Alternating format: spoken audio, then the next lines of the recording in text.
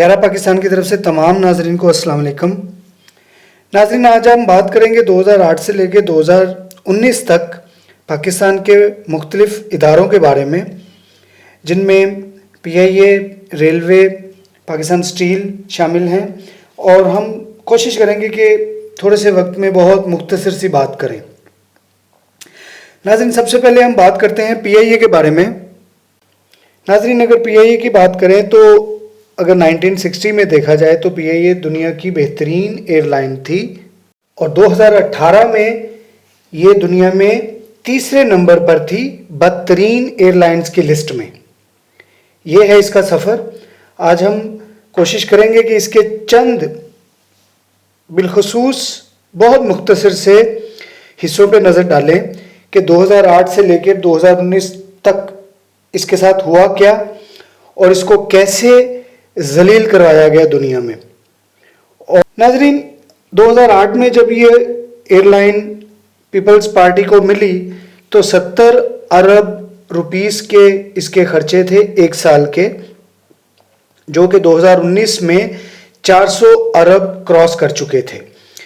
बज़ाहिर खर्चे इतने बढ़ाए गए कि वो कंट्रोल से बहुत आगे निकल गए।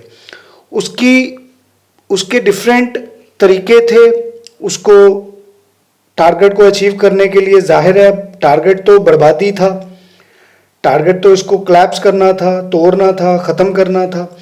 तो उसके लिए क्या फार्मूला यूज़ किया गया ये देखना है आज हमें इस वीडियो में। को बर्बाद करने का फार्मूला और तकरीबन तमाम इदारों को बर्बाद करने का फार्मूला एक ही था, बिल्कुल एक जैसा था। और उनमें सबसे पहले ये कि सियासी भर्तियों का मतलब है कि इदारे के ऊपर इतना वज़न डाल दो कि वो अपने बोझ से ही मर जाए। मिसाल के तौर पे अगर किसी दर्जी की दुकान पे 10 मशीनों की गुंजाइश है और वहाँ पे 10 मशीनों के साथ 10 कारीगर हैं, तो उन 10 मशीनों के साथ अगर वहाँ पे 50 कारीगर रख दिए जाएं तो वो दुकान वैसे ही मर जाएगी, उनकी तनख्वाहों के बोझ थले तबके ही मर जाएगी। बिल्कुल इसी तरह PIA में भी एडिशनल भर्तियां की गई। उनमें सबसे पहले तो अपने करीबी लोगों को रखा गया, जो दोनों गवर्नमेंट ने किया। उसके बाद दूसरी कैटेगरी है जिसमें ये लोग जॉब्स वैकेंसीज बेचते हैं और बहुत भारी रकूम हासिल की इन लोगों ने। उनमें बड़ी बुरी तरह से अनस्किल्ड लोगों को, गैर मौजूद लोगों को, इनकॉम्पिटेंट लोगों को रखा गया और असल बर्बादी उन लोगों ने की। इसी तरह जाली पायलट्स भी रखे गए।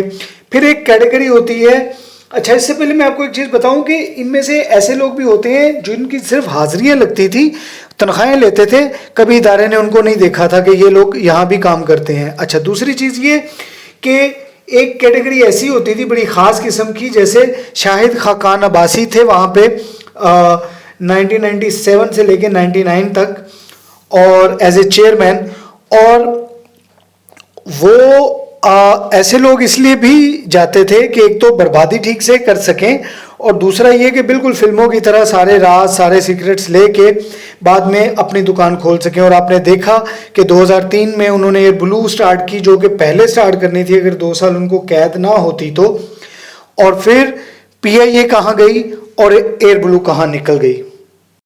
भर्तियों का दूसरा तरीका ये किया गया उसमें कि अब भर्तियों का अगर आप देखो थोड़ा सा, तो ये भी एक चीज़ नज़र आती है कि दुनिया की 2019 में दुनिया की जो बेहतरीन airline, best airline in the world Qatar Airways थी, वो उस वक़्त 2019 में उसके पास 245 फ्लीट्स थे, 245 जहाज़ थे और 195 मुलाजिम फी जहाज़ उसकी रेशो थी। मतलब दुनिया में एयरलाइन के बिजनेस में ये होता है कि एक जहाज़ के लिए आपको मखसूस लोग चाहिए होते हैं, जो कि डिफाइन करता है कि आपके पास कितने लोग काम करते हैं। तो एक बेस्ट एयरलाइन जो पहले नंबर पर आई उसके पास 195 लोग थे पर एरोप्लेन। और PIA का ये कमाल है कि उसके पास 500 से लेकर 800 तक लोग फी जहाज रहे हैं। मतलब ये जो स्टेप्स लिए गए, ये जो काम किए गए, ये दानिस्ता किए गए। बिल्कुल इसी तरह के जैसे एक छोटी सी दुकान के अंदर अगर 10 मुलाजिम चाहिए हो तो आप 50 मुलाजिम रख लो, अब 30 मुलाजिम रख लो, तो क्या होगा? बिजनेस तो बढ़ेगा नहीं, उससे मुलाजिम रखने से खर्चा सर पे आएगा। अब ये जो 500 लोग रखे इन्होंने पर जहाज, एक जहाज के लिए 500 लोग, और बेस्ट एयरलाइन क्या कह रही है कि एक जहाज के लिए 195, और एमिरेट्स एयरलाइन के पास 229 मुलाजिम थे एक जहाज। तो पाकिस्तान दुनिया की वाहिद एयरलाइन थी शायद, इसीलिए वो घटिया तरीन एयरलाइन की तीसरे नंबर पे थी कि उसके पास 800 लोग तक, 500 से लेके, कभी 500 से थे, कभी 550 थे, कभी 600, कभी 700, और फिर कभी 800 लोग थे एक जहाज के लिए। तो लोगों को जानबूझकर रखा गया जो वहां पे काम नहीं करते थे, सैलरी लेते थे। अच्छा, फिर जो ये फेक पायलट्स की गेम है, ये भी तभी हुई क्योंकि जब आपने नौकरियां बेची तो फेक पायलट्स भी रखे, क्योंकि उन्होंने प्राइस ज्यादा दी होगी जॉब हासिल करने के लिए। और एक चैलेंज ये भी है कि जब गवर्नमेंट, समझो पीपल्स पार्टी ने अगर रखी, और अगर वो नवाज शरीफ उनको निकालता तो वो जाके बैठ जाते पीपल्स पार्टी के दरवाजे पे कि भाई तुम लोगों ने हमें नौकरी दी और अब ये निकाल रहे हैं। तो फिर उन्होंने एक हिसाब ऐसे रखा कि गारंटी थी कि नहीं गवर्नमेंट बदलेगी लेकिन जॉब नहीं जाएगी आपकी, और वही हुआ। नवाज शरीफ साहब ने भी लोग उल्टा रखे, ज्यादा किए, लोगों को निकाला नहीं। क्यों? क्योंकि उनसे पैसे लिए गए थे। अच्छा, तो एक लोग वो हो गए जिनसे पैसे लिए गए थे, एक वो हो गए जिनको सैलरी देते थे जो आते भी नहीं थे। बहरहाल ये हो गया लोगों को रखने का तरीका। उसके बाद जब आप दुकान में आपके ग्राहक मुड़ना शुरू हो जाएं, वापस जाना शुरू हो जाएं, नापसंद करना शुरू हो जाएं, तो भी दुकान बंद होना शुरू हो जाती है। और पीआईए को अगर बंद करना है तो ये भी बहुत जरूरी था। मतलब कस्टमर्स का ट्रस्ट खत्म किया गया। कभी भी फ्लाइट डिले की गई, कभी भी कैंसिल की गई, कभी भी उसकी कमिटमेंट जो थी वो खत्म कर दी गई कस्टमर की। तो उससे क्या हुआ कि ट्रैफिक फ्लो, कस्टमर और फुटफॉल जो था वो उस दुकान पे कम होना शुरू हो गया। अच्छा, एक तरफ से खर्चे ज्यादा हो गए, दूसरी तरफ से कस्टमर कम हो गए। फिर उसके आगे चलें तो पीआईए के जहाज से ड्रग्स निकली यूके में, तो टेरिटरीज ब्लॉक होना शुरू हो गई। पीआईए ने 25 लोकल रूट्स बंद किए और 55 इंटरनेशनल रूट्स को बंद किया, यानी कि फ्लाइट्स ही भेजना कैंसिल कर दी। ये भी इन दोनों हुकूमतों का कमाल है। मतलब आप ये देखो कि एक तरफ से आपने सर्विस का हाल इतना बुरा कर दिया कि लोग आना बंद हो गए, और फिर आपने स्टेशन बंद किए। अच्छा, स्टेशन बंद किए तो अब ये देखो कि जिस तरह दुनिया ग्लोबलाइज हो गई है, आबादी बढ़ी है, लोगों की ट्रैवलिंग बढ़ी है, तो पाकिस्तान इंटरनेशनल एयरलाइन ने स्टेशन कम किए, फ्लाइट्स कम की, और फिर उन रूट्स पर फ्लाइट्स को कंटिन्यू रखा जो रूट्स प्रॉफिटेबल नहीं थे। अब ये भी पर्पसली किया। अब जितने स्टेप्स लिए गए सारे पर्पसली लिए गए। शायद ये थोड़ी मियाँ साहब के जो चाहने वाले हैं, शायद उनकी कुछ आंखें खुल सकें। जरदारी साहब के चाहने वाले, शायद उन भाइयों की कुछ आंखें खुल सकें। बहरहाल आगे चलते हैं। और एक और बात मैं आपको बताता चलूं कि मियाँ साहब या जरदारी साहब से कोई मिल नहीं सकता था, कोई उनको कंप्लेन नहीं कर सकता था कि ये हो रहा है मुल्क में या ये हो रहा है किसी इदारे में। वो किसी से नहीं मिलते थे। इवन के मियाँ साहब के अपने वजीर, अपने फेडरल मिनिस्टर जब उनको मिलने जाते थे तो उनकी जो लिमिट थी वो सिर्फ फवाद हसन फवाद तक थी, उनसे कोई नहीं मिल सकता था। उनको अपना सारा मुद्दा फवाद हसन फवाद को एक्सप्लेन करना पड़ता था और वो आगे फॉरवर्ड करता था और जो जवाब आता था दूसरे दिन या चौथे दिन फिर इनको वो जवाब दिया जाता था। डायरेक्टली उनका वज़ीर भी उनको नहीं मिल सकता था, वो किसी से नहीं मिलते थे, ये भी एक बात तय है।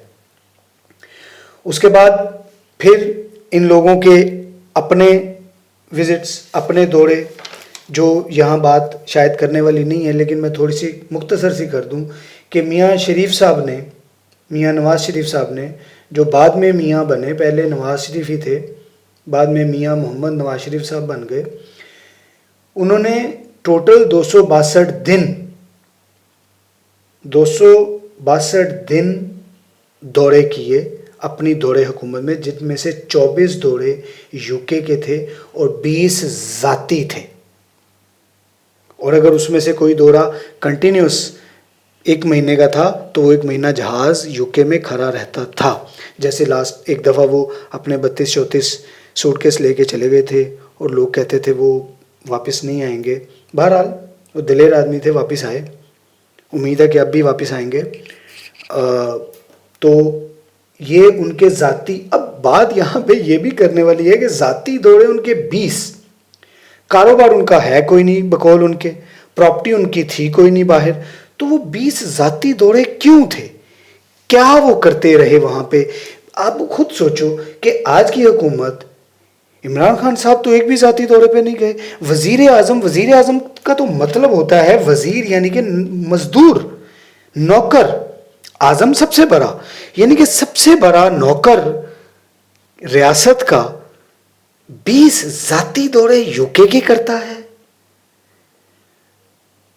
ये कमाल नहीं है, ये कमाल नहीं है। जिस तरह तमाम इदारों को चलाने में मियाँ साहब ने जरदारी साहब को कॉपी किया, जरदारी साहब के नक्शे कदम पे चले, इस तरह दौरे करने में भी वो शायद जरदारी साहब के ही नक्शे कदम पे चले, क्योंकि जरदारी साहब ने भी 257 दौरे किए, जिनमें से 51 दुबई के थे और उन 51 दुबई में से 48 ज़ाती थे। यूके के 17 थे यूके के, लेकिन दुबई के ज़ाती 48 थे। बहरहाल यूके में भी उनके ज़ाती थे। आगे चलते हैं, वापस आते हैं पीआईए की तरफ। तो पीआईए बेचारा सब तरफ से ही पिसता रहा। पीआईए अपनी मंजिलें तय करता गया। 2016 में 10 करोड़ दिन का नुकसान था पीआईए का, जो कि 2019 में 15 करोड़ दिन का योमिया, यानी कि योमिया नुकसान। शाहिद खान अब्बासी साहब जब बने वज़ीर आज़म तो वो सुने उनको, उनकी पूरी कोशिश थी कि ये बिक जाए, निजकारी हो जाए, लेकिन नहीं हो सकी। बहरहाल उस वक़्त उन्हें ख्याल आया कि इसकी निजकारी। सवाल यहाँ पे ये है कि ये तो तजर्बाकार टीम थी। सवाल यहाँ पे ये है कि ये तो बहुत एक्सपीरियंस लोग थे। जब हुकूमत में आए तो बहुत बड़े बड़े दावे थे। 5 साल तक वो एयरलाइन खसारे में गई और कभी भी इनको ख्याल ना आया कि ये क्या हो रहा है। और जब गवर्नमेंट छोड़ी तो वो इतने उसके खर्चे और इतना उसका लॉस। और अगर आप पाकिस्तान के दूसरे इदारे देखें तो उनमें नुमायां तौर पर पाकिस्तान स्टील या रेलवे की बात की जाए तो उनके साथ भी सेम फार्मूला इस्तेमाल किया गया, क्योंकि जब आप कोई काम करने लगते हो और एक फार्मूला चलता है तो वही फार्मूला फिर सब जगह अप्लाई किया जाता है, चाहे वो नुकसान के लिए हो चाहे वो फ़ायदे के लिए हो। जरदारी साहब को जब पाकिस्तान स्टील मिली तो वो 18 अरब के प्रॉफिट में थी, जो कि अपने खर्चे भी बखूबी दे रही थी, गवर्नमेंट को टैक्स भी दे रही थी और अपना प्रॉफिट भी रख रही थी। लेकिन 2013 में जब उन्होंने छोड़ी तो वो 100 अरब से ज़्यादा लॉस छोड़ के गई और 2019 में वही लॉस जो था वो 200 अरब से ज़्यादा था, यानी कि 100 अरब एवरेज इन्होंने लॉस किया 5-5 साल में। उसमें भी सेम फार्मूला इस्तेमाल किया इन्होंने, ज़रूरत से ज़्यादा लोगों को भर्ती किया, ऐसे लोगों को भर्ती किया जो आते भी नहीं थे, काम भी नहीं करते थे, बस सैलरी लेते थे और काम पता नहीं कहाँ कहाँ करते थे वो लोग। और मियाँ साहब ने तो कमाल ये किया कि अपने टेन्योर में, अपने पीरियड में 30 महीने से ज़्यादा तक इसको बंद ही रखा, इसको चलाया ही नहीं। अब मुसीबत ये हो गई कि स्टील मिल बंद है और अपनी स्टील मिल जो हैं वो पूरी दुनिया में खुल गई। बहरहाल एक ही काम होता है एक टाइम पे, सारे काम नहीं हो सकते। 30 महीने से ज़्यादा वो बंद रही, लेकिन मुलाजमों की तनख्वाह सर पे चढ़ती रही जो पीटीआई गवर्नमेंट ने दिए। 7 अरब से ज़्यादा पेमेंट उन्होंने की और अब आगे उसका क्या करना है वो भी काफ़ी ज़ोरों में चल रहा है। इसी तरह अगर आप रेलवे देखें तो रेलवे में भी यही काम किया गया। जो भी काम था किताबों में हुआ, हकीकत में उसकी बोगियां कम हुई, उसके स्टेशन कम हुए, ट्रेनों की तादाद कम हुई, हत्ता कि 50 से 60% ट्रेनों को ही कम कर दिया गया। स्टेशन बंद किए गए, जो ट्रेन चलती थी उनकी बोगियां कम की गई। और साद रफीक साहब जो आपको अक्सर इंटरव्यू में रोते हुए भी मिलेंगे कि उन्होंने बहुत काम किया, बल्कि एक इंटरव्यू में तो ये कह रहे हैं कि देखें स्टील देखें, पीआईए देखें, इतने खसारे में, मेरा इदारा खसारे में नहीं है। जबकि 3 खरब का, इधर भी 3 खरब वाला ही फिगर है। अनफॉर्चुनेटली 3 खरब रुपीस का फिगर दिखाता है उसकी ऑडिट रिपोर्ट, जो कि उसको नुकसान हुआ। ऑडिट रिपोर्ट है ये। और किराए 300 गुना बढ़ाए गए और डिजिटल किया गया। सिर्फ गली बाती प्रॉफिट दिखाया गया और हकीकत में अंदर बहुत बहुत बहुत बड़ा खसारा था। 5 सालों में साद रफीक साहब ने कमाल किया और सेम पॉलिसी को कंटिन्यू किया जो गुलाम अहमद बलोर छोड़ के गए थे। Same policy. अब देखें, कोई भी बड़ा इदारा देखें तो उसमें जो मसलन कस्टम देखें तो जिस तरह से स्मगलिंग होती थी, मतलब ये है कि एक फार्मूला से काम हुआ, एक फार्मूला से काम हुआ। अब अगर आप आज की पीटीआई गवर्नमेंट देखें तो पीआईए में, सिर्फ पीआईए की अगर बात करें तो उन्होंने 33% तक उसका खसारा कम कर दिया है। यानी कि उम्मीद है कि वो अपने 5 साल मुकम्मल होने तक इसको इक्वल कर देंगे। यानी कि पीआईए अगर प्रॉफिट में नहीं आई तो वो अपने खर्चे निकालने के काबिल हो जाएगी, इतना हो जाएगा। 33% इस वक्त हो चुका है। मतलब कहने का ये है कि अगर इन इदारों को इस तरह से किया गया तो ये ओवरनाइट तो नहीं हुआ। बिल्कुल हमारी पहली वीडियो जो डैम पे बनी थी, बिल्कुल वैसे ही कि पानी को ड्रेनेज टैंक्स नहीं बनाए और काले बूट पहन के ये लोग सड़कों पे आ जाते थे पानी के अंदर, हवाई दौरे करने लग जाते थे सैलाब के एरिए में, लेकिन डैम बना के पानी को जमा नहीं किया। 10 गुना ज़्यादा बिजली महंगी खरीदते थे, लेकिन अपनी बिजली सस्ती बना के नहीं दी गई। आप लोग भी अपनी अपनी ज़िंदगी में किसी ऑफिस में काम करते हो, कोई अपना सा छोटा बिजनेस चलाते हो, कोई दुकान चलाते हो, किसी दुकान पे काम करते हो, आपको भी नज़र आता है कि बिज़नेस कैसे होता है, काम कैसे होता है। आज अगर मुनाफा हुआ है तो क्यों हुआ है, आज अगर नुकसान हुआ है तो क्यों हुआ है। अगर आप अपना कारोबार कर रहे हो तो आप अगले दिन नुकसान नहीं करोगे, आप कोई सीरियस स्टेप लोगे और उसको प्रॉफिट में लाने की कोशिश करोगे। लेकिन यहाँ 5 साल तक चलाया गया, ये इन गवर्नमेंट की पॉलिसी थी। उम्मीद है कि आप लोगों को समझ आई होगी, आप लोगों को शायद कुछ पता चले कि इन लोगों ने एक्चुअली किया क्या। 10 करोड़ रुपए का डेली का लॉस है और वो कंपनी भर्तियां कर रही है। 195 लोगों के साथ 195 पर जहाज एक एयरलाइन चला रही है और पाकिस्तान में उसकी तादाद 500 और 600 से ज़्यादा है और वो चल रही है। कोई पूछने वाला नहीं। बिल्कुल एक नंगा नाच है जो इन लोगों ने किया। ड्रग्स पकड़ी जा रही हैं, रूट्स बंद हो रहे हैं, फ़्लाइट्स कैंसिल हो रही है। और हम सब ने देखा मियाँ साहब के टाइम पे किस तरह एयर ब्लू की परवाज़ें भर रही थी, किस तरह एयर ब्लू ऊपर जा रही थी और किस तरह पीआईए नीचे जा रही थी, किस तरह स्टील बंद हुई और किस तरह इनकी अपनी स्टील की फैक्ट्रियां बढ़ी, किस तरह रेलवे ख़त्म हुआ, बर्बाद हुआ और कोई पूछने वाला नहीं था।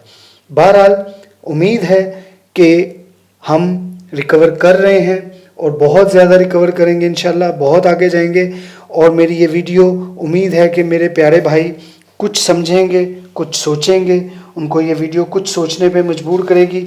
और अगर किसी को किसी किस्म के फिगर्स पे डाउट है तो प्लीज़ गूगल करें और ख़ुद देखें। उम्मीद है कि आपको इससे कहीं ज़्यादा इन्फॉर्मेशन मिल जाएगी, क्योंकि हमारा मकसद सिर्फ आपको एक पॉइंट की तरफ इशारा दिलाना है कि शायद तेरे दिल में उतर जाए मेरी बात। अपना और अपने आसपास सबका बहुत ख्याल रखिए।